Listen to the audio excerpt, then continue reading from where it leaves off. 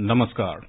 A warm welcome to World News and Indian Perspective on All India Radio. This is Nishit Kumar and with me is Vaibhav Jyotsna Srivastav, bringing glimpses of major developments of the day from across the globe. Over the next half an hour, we shall bring you the latest from the world of politics, economy, sports, entertainment and more. As the world fights the COVID-19 pandemic, we begin the program with a message of caution to stay safe and protected by following these three simple steps. Wear a face mask, maintain social distancing and focus on hand and face hygiene. The headlines. India supplies first consignment of mobile harbour cranes to Iran's strategic Chabahar port. Nationwide vaccination progresses in India. Schools in the national capital and some states reopen under strict COVID precautionary measures. WHO Director cautions that world is at the brink of a catastrophic moral failure unless equitable access to COVID vaccines is ensured. Country of focus Bangladesh showcases fine cinematic works from Bangladesh at the 51st International Film Festival of India, IFFI. And in sports, Japanese Prime Minister Yoshihide Suga allays apprehensions over the holding of Olympics this year.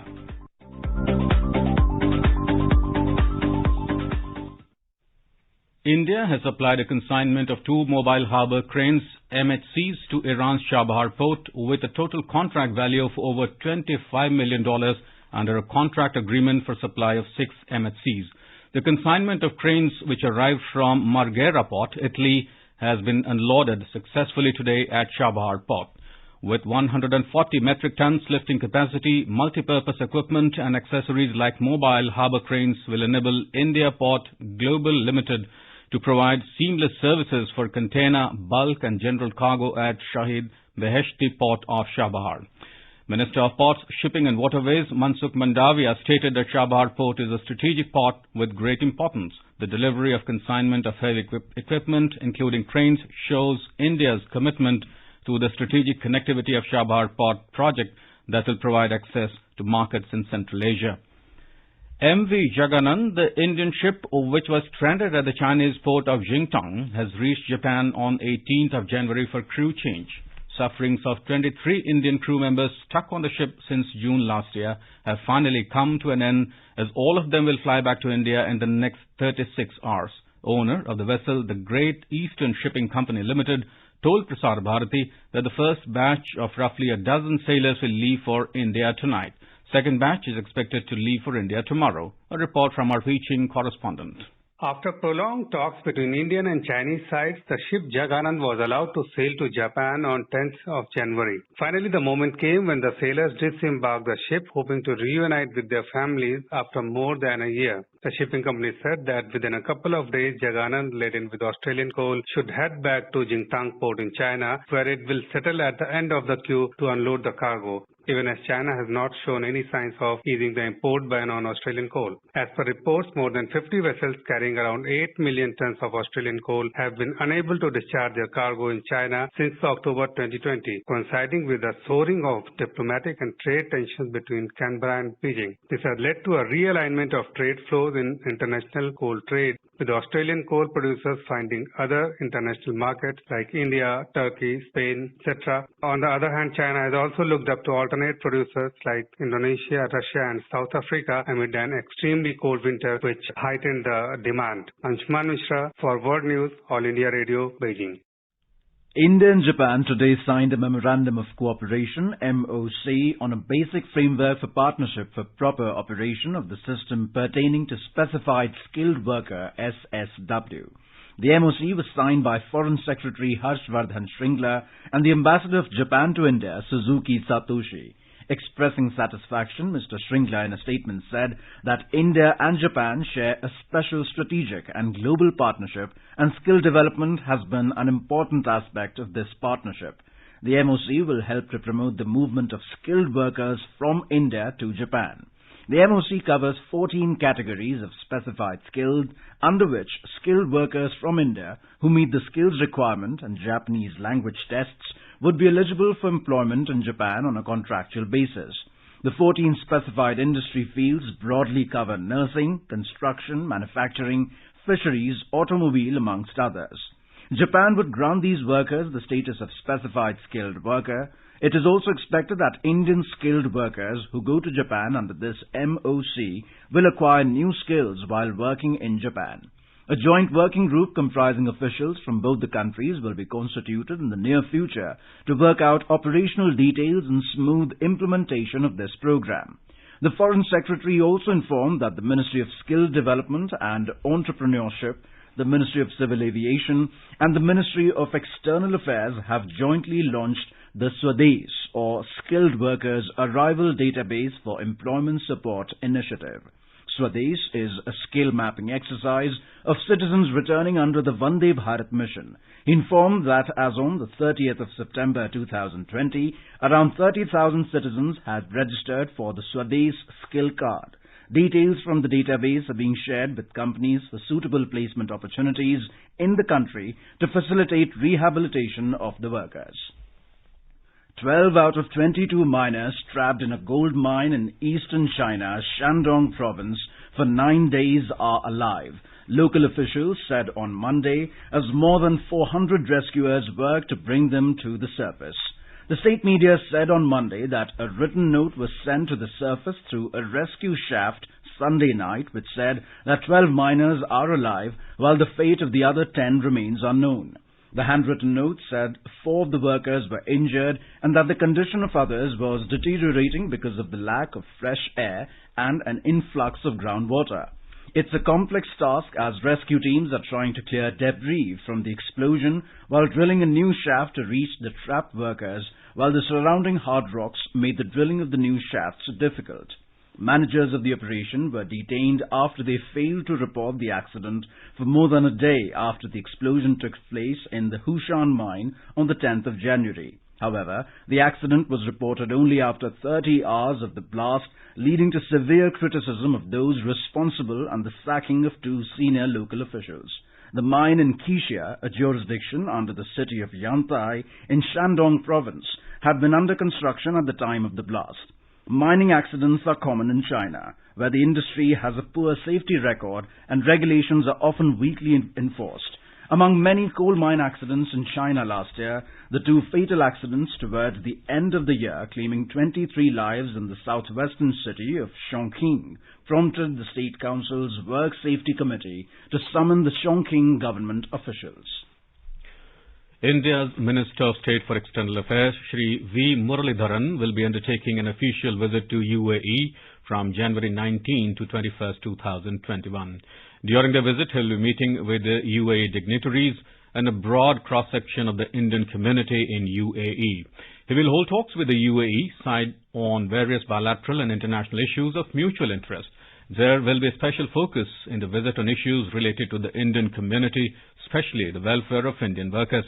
India and the UAE have maintained close coordination in the spirit of their comprehensive strategic partnership during the COVID-19 pandemic.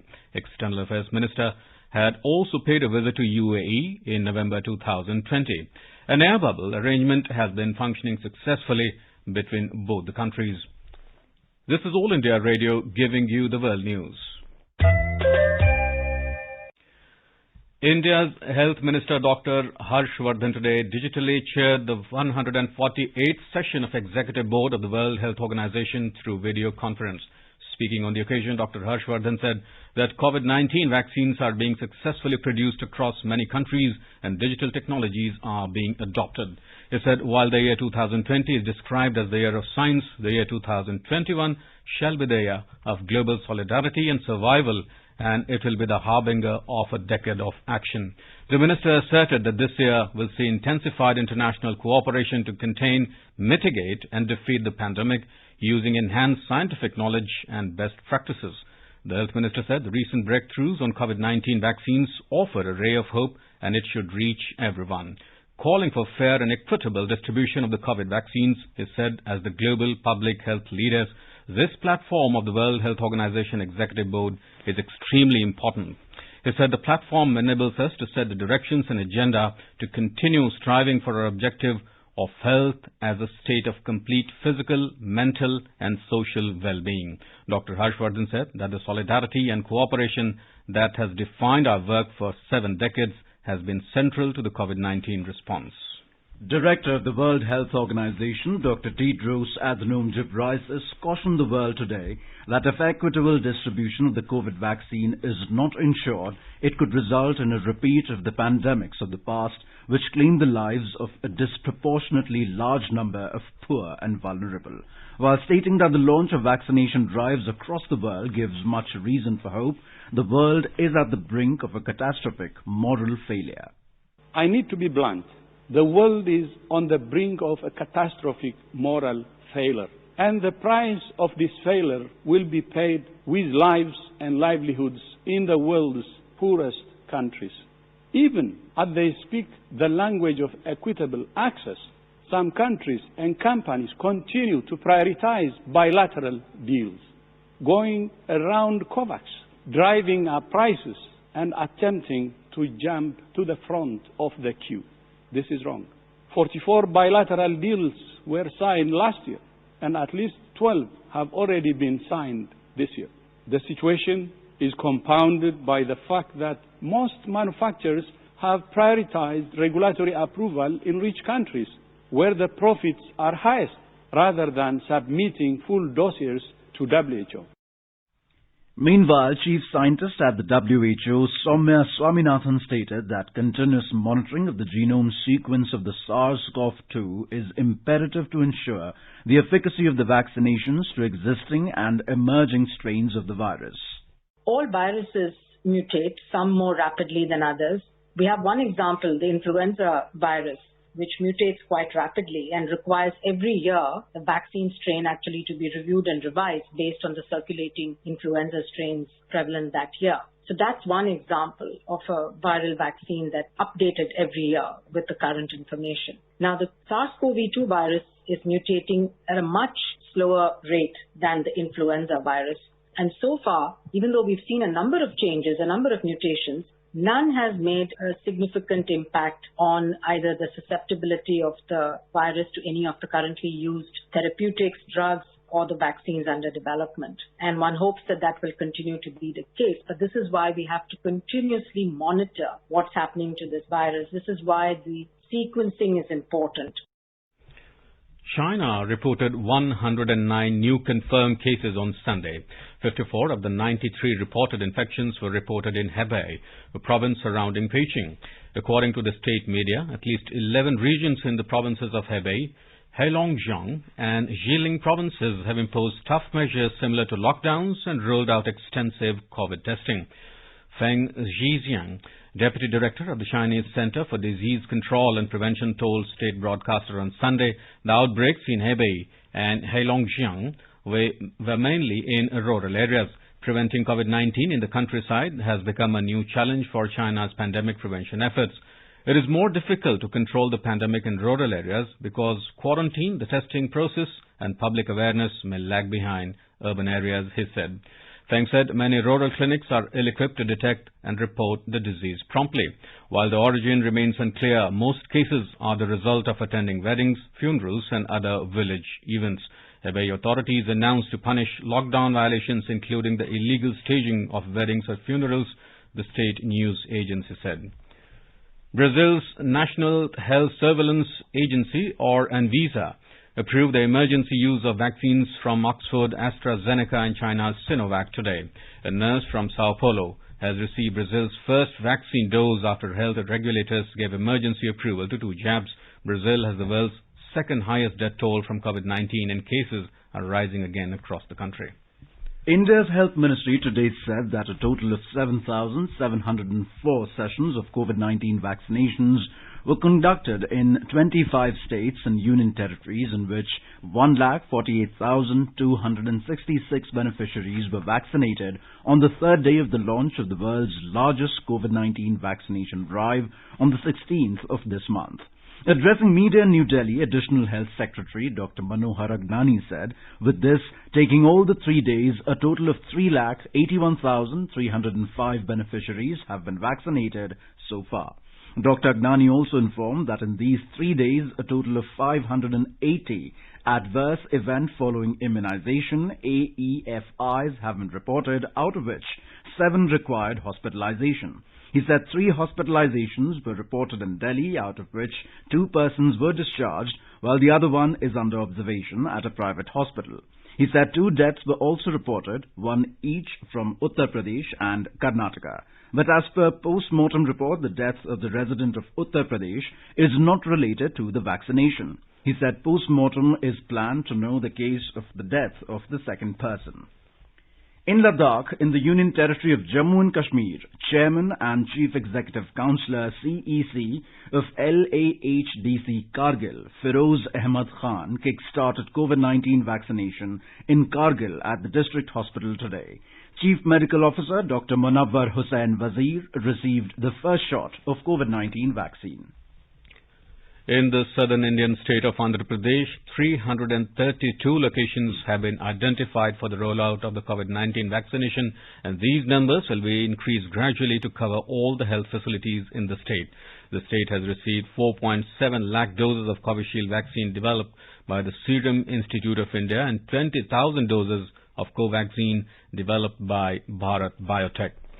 In Tamil Nadu, schools will reopen for the 10th and 12th standard students from tomorrow. After obtaining approval from parents, students will be allowed to attend classes. The state government has also reduced the syllabus accordingly. The school department officials today reviewed the preparations and had a meeting with various school authorities. More from our Chennai correspondent.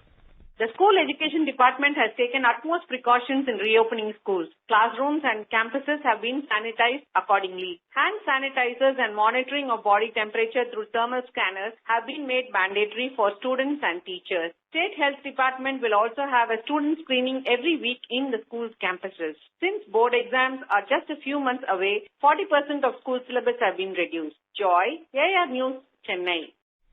In West Bengal, COVID-19 vaccination drive is being carried out 4 days a week from today. The state has faced technical glitches regarding the CoWIN application. All relevant data are kept ready manually so far to be uploaded later on, said sources of the State Health Department. A report from our Kolkata correspondent. After achieving more than 75% of the target on the inaugural day of immunization in the state, the vaccination drive is scheduled to be held at 207 centers from 9 a.m. to 5 p.m. on Monday, Tuesday, Friday and Saturdays. 100% vaccination was achieved in 4 districts including Kolkata. All the enlisted persons have been asked to get the jab as per schedule. Madhuparna Chaudhary for AIR News, Kolkata. In Rajasthan, schools, colleges and coaching institutions have opened today after a gap of 10 months. Classes have begun for 9th and to 12th standard in schools, while classes have started for final year students in colleges. More from our Jaipur correspondent. The decision was taken in a high-level meeting chaired by Chief Minister Ashok Gehlot. Rate of COVID RT-PCR test has also been reduced from 800 to 500 in the state. The government has also decided to withdraw its orders to reserve 40% bed for corona patients in private hospitals having capacity of more than 100 beds. Now only 10 beds will be reserved for COVID patients in these hospitals. Chief Minister Ashok Gehlot has appealed to the people to follow the COVID protocol. He said that there should not be such a situation that the government would be forced to take a strict decision again. Jitendra Dwivedi, AIR News, Jaipur. Meanwhile, in the national capital Delhi, schools reopen from today only for the students of class 10th and 12th. All schools in the national capital were physically shut since March last year in order to avoid the spread of the COVID-19 pandemic. This will be the first time after 10 months that students will return to their campuses. Only schools outside containment zones will be allowed to reopen, and students, teachers and staff living in these zones will not be allowed to attend. This is All India Radio giving you the world news. For quick news updates round the clock, follow us on our Twitter handle at AIR News Alerts. 3 steps to stay protected and stay safe from COVID-19. Wear face mask, 2 gaz ki duri to maintain social distancing, maintain hand and face hygiene.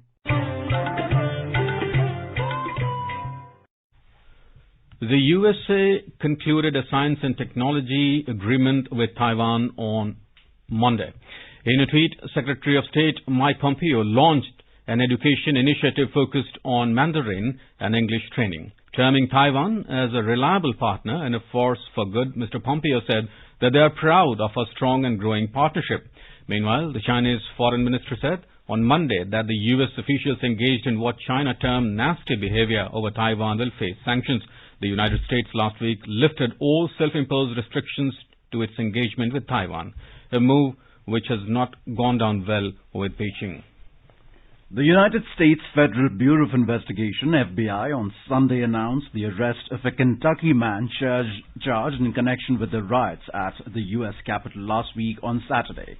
Shad Barrett Jones, 42, of Cox Creek, Kentucky, was charged by criminal complaint with one count of assault on a federal officer, amongst other charges.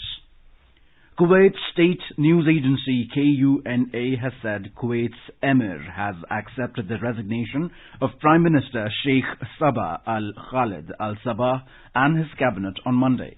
Sheikh Sabah's cabinet will continue in a caretaker capacity until the formation of a new government, KUNA added.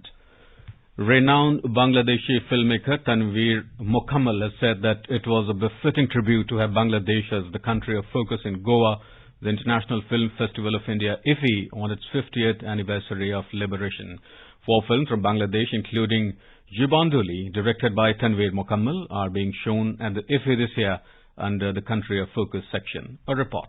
4 films from Bangladesh have been included in the Country of Focus section of IFFI to recognize the cinematic excellence and contribution of the country. The films in this section include Jibanduli, directed by Tanveer Mukhammal, Megh Malar, directed by Zahidur Rahman Anjan, Under Construction by Rubaiyat Hussain, and Sincerely Yours Dhaka by Nuhash Humayun, Sayyid Ahmad Shauki, and 9 other individual directors. Jibanduli tells the story of a drummer and his family during the liberation war of Bangladesh against Pakistan in 1971.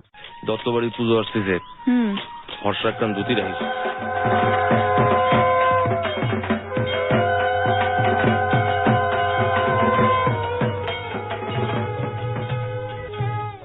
ওরে ও দাদা আমি যাব শিয়াবা বুঝে আর ব্যানার্জি দাস পাবো যে Kolkata. Megh Malar is an adaptation of writer Akhtaruzzaman Ilyas's story Raincoat. It is a sensitive portrayal of an ordinary family that goes through a life-altering experience amid the conflict of 1971 liberation war of Bangladesh. It was screened in the Discovery section of the 2015 Toronto International Film Festival.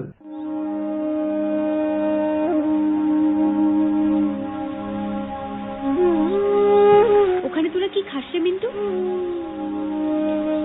তুমি থাকো তোমার college নিয়ে, আমাদেরকে দৌলতপুরে রেখে এসো। Sir, he is professor Nurul Huda. Sorry sir, not professor, senior lecturer in chemistry. Under Construction tells the story of a modern Muslim woman struggling to find her place in the urban sprawl of Bangladesh. রক্তকরবে আসলে একটা সংঘর্ষ,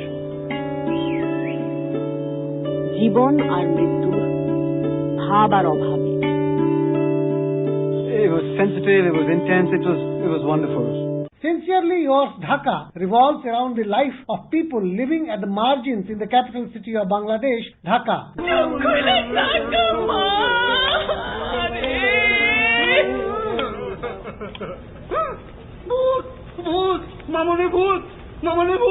This segment brings together individual works by 11 directors from Bangladesh. It was selected as Bangladesh's entry for Best International Feature Film at the 93rd Academy Awards. The festival will conclude on 24th January. It is being organized in a hybrid format considering the corona pandemic. Rajesh Jha for AIR News, Dhaka. The Country of Focus is a special segment that recognizes the cinematic excellence and contributions of the country. As a part of the opening ceremony of the section, Rupsa Nadir Banke was screened yesterday. Speaking about his film Rupsa Nadir Banke, director Tanveer Mukhammal said that the protagonist of the film was like a Greek tragic hero who ran against time.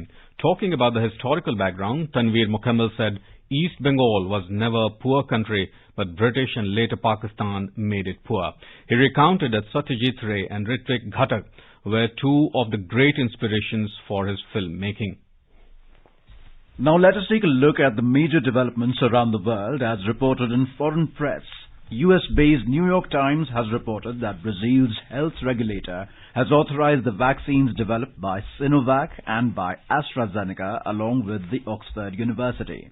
USA-based Washington Post has reported that FBI has screened US troops for possible insider threats ahead of the inauguration. UK-based The Guardian has reported that officials in the US and Europe, as well as prominent activists including Edward Snowden, has called for Russian authorities to release the opposition leader Navalny.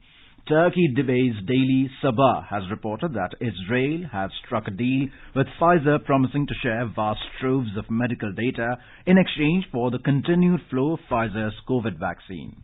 Russia-based Sputnik has reported that California has recommended to suspend modern vaccine batch due to high number of adverse events. Bangladesh-based Daily Sun has reported that India will send COVID-19 vaccines to Bangladesh as a gift. Brazil-based Rio Times writes that Portugal's public health system is on the verge of a collapse due to surge in COVID-19 cases. Moving on to sports, in cricket, India will resume their second innings tomorrow with all their wickets intact on the concluding day of the fourth and final test against Australia at the Gabba in Brisbane. India scored 4 for no loss in their chase of 328 runs in the extended final session today. Only 1.5 overs could be bowled in India's second innings on day 4 as Rohit Sharma on 4 and Shubman Gill on 1 remained unbeaten at stumps. Earlier, India bowled out Australia for 294 in their second innings after resuming the day on 21 for no loss. Steve Smith was the top scorer for Australia in their second innings as he scored 55 runs. For India, right-arm fast bowler Mohammad Siraj picked up his maiden 5-wicket haul. Shardul Thakur also picked 4 wickets, while debutant off-spinner Washington Sundar scarped the remaining 1. The 4-match series is tied at 1-1, with Australia winning the first test in Adelaide and India winning the second in Melbourne. The third test in Sydney had ended in a draw. Japanese Prime Minister Yoshihide Suga on Monday allayed apprehensions over holding the Olympics this year.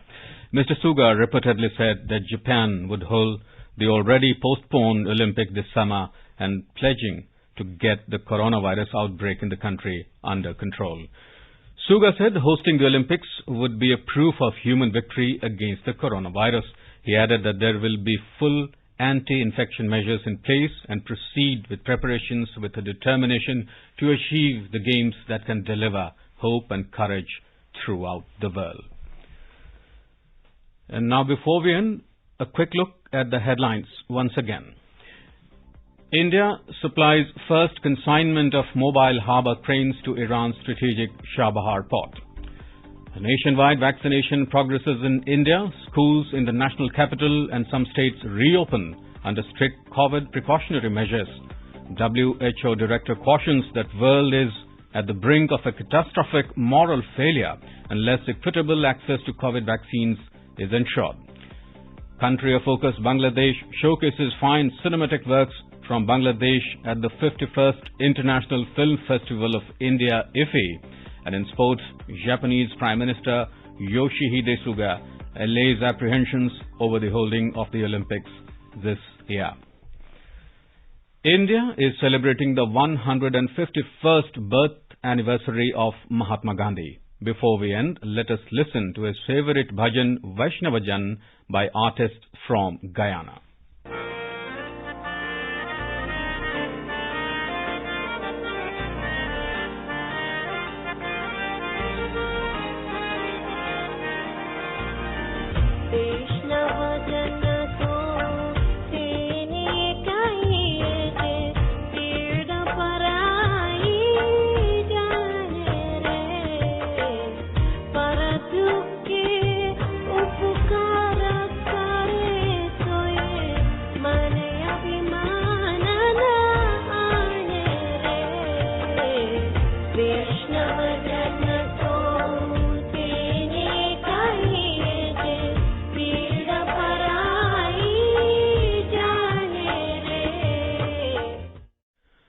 And with that, we end this bulletin. See you at the same time tomorrow with the next edition of World News.